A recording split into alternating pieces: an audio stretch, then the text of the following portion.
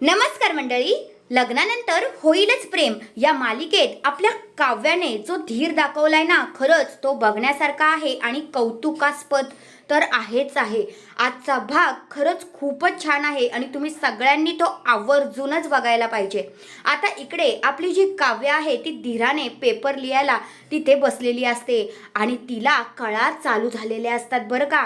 आणि हो, एवढंच नाही तर तिची बाळाची गर्भाशयाची जी पिशवी आहे त्या पिशवीचं तोंड पण ओपन झालेलं असतं आणि तिच्या अंगावरनं पाणी जात असतं. आणि इकडे बाजूलाच एक दुसरी स्टुडंट असते, ती म्हणते, अहो ती मॅडम बघा ना, त्यांच्या अंगावरून पाणी जात आहे. मग मॅडम ना त्या इशाऱ्याने सांगते. मग आता मॅडम तिथे येऊन पाहतात तर खरंच काव्याची तर डिलेव्हरीची मुवमेंट चालू असते.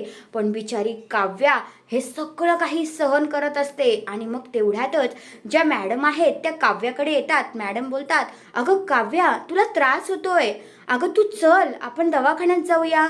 तर मग काव्या म्हणते, नाही मॅडम, शेवटची 2 मिनिटं राहिलेत, माझे प्रश्न राहिलेत, मला ते सोडवावेच लागतील, नाहीतर खूप मोठा प्रॉब्लेम होईल, असं काव्या त्या मॅडमना म्हणत असते. पण त्या मॅडम म्हणतात, अगं पण तुला त्रास होतोय, तुझी डिलेव्हरीची मुवमेंट चालू झाले. मग आता काव्या म्हणते, तुम्ही सगळ्यांनी माझ्याकडे बघू नका, तुमचा अभ्यास करा, तुमचा पेपर सोडवा प्लीज, असं काव्या म्हणत असते. आणि ती धीर एकवटून ती अभ्यास करायला सुरुवात करतेच. तरीसुद्धा मॅडम म्हणतात, अगं काव्या ऐक. तर मग ती मॅडमना म्हणते, मॅडम प्लीज तुम्ही मला नका काय बोलू, मला हे शेवटचे 2 प्रश्न सोडवू द्या, नाहीतर ना खूप मोठा प्रॉब्लेम होईल, नाहीतर मी कधीच स्वतःला माफ करू शकणार नाही, असं आता इकडे काव्या त्या मॅडमना म्हणते. मग मॅडमसुद्धा तिथनं बाजूला होतात आणि काव्याला त्रास मात्र होतच असतो. तिला खूपच कंबर पोट तिची दुखत असते. आणि मग ती तिच्या बेबूला म्हणते, बेबू प्लीज बेबू थोडं थांब, असं आता काव्या पोटावर हात ठेवून बिचारी बोलतच असते.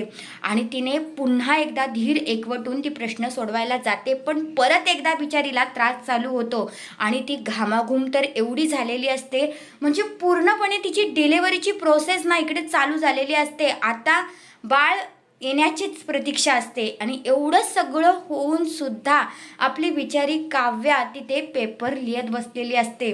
आणि मग आता इकडे भाग आपला संपतो. आणि तुम्हाला पण ह्या काव्याचे जे सीन आहेत ते बघायला खरंच खूप आवडतील, कारण तिने ना खूप मस्त अभिनय केला आहे. खरंच मला तर खूप आवडलं. म्हणजे असं वाटत होतं की हे सगळं काही रिअल होतं आहे आणि अक्षरशः अंगावरून काटे येत होते. तिचं ते सगळं मुवमेंट बघून ना खरंच खूप अंगावरनं काटे येत होते.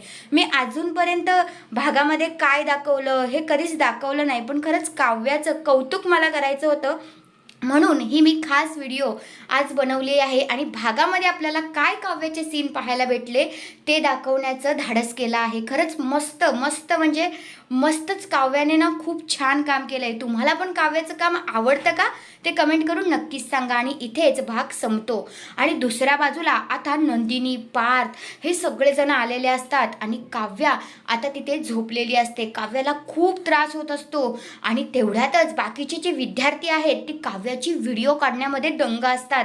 पार्थ म्हणतो, अरे तुम्हाला अकला आहेत का, अरे इथे सिच्युएशन काय आहे आणि तुम्ही व्हिडिओ काय काढताय. मग आता जो पार्थ आहे तो दार लावून घेतो. तेवढ्यात नंदिनीला तर बहिणीची खूपच काळजी वाटत असते. ती तरी पण तिचा धीर तसाच ठेवते आणि म्हणते, ते काही नाही, सगळ्यांनी आपापल्या छत्रा ओपन करा, मी माझ्या बहिणीची डिलिव्हरी करणार, असं आता इकडे नंदिनी बोलते. आणि खरंच नंदिनी आता काव्याची डिलिव्हरी करणार आहे. आणि काव्या मात्र खूपच किंचाळत असते, ओरडत असते. खरंच सगळ्यांना असं वाटतंय की काय यार नंदिनी डिलिव्हरी करते, हे आव ते आव, कारण ॲम्ब्युलन्स येत नसते आणि अशा सिच्युएशनमध्ये नंदिनी बिचारी काय करणार.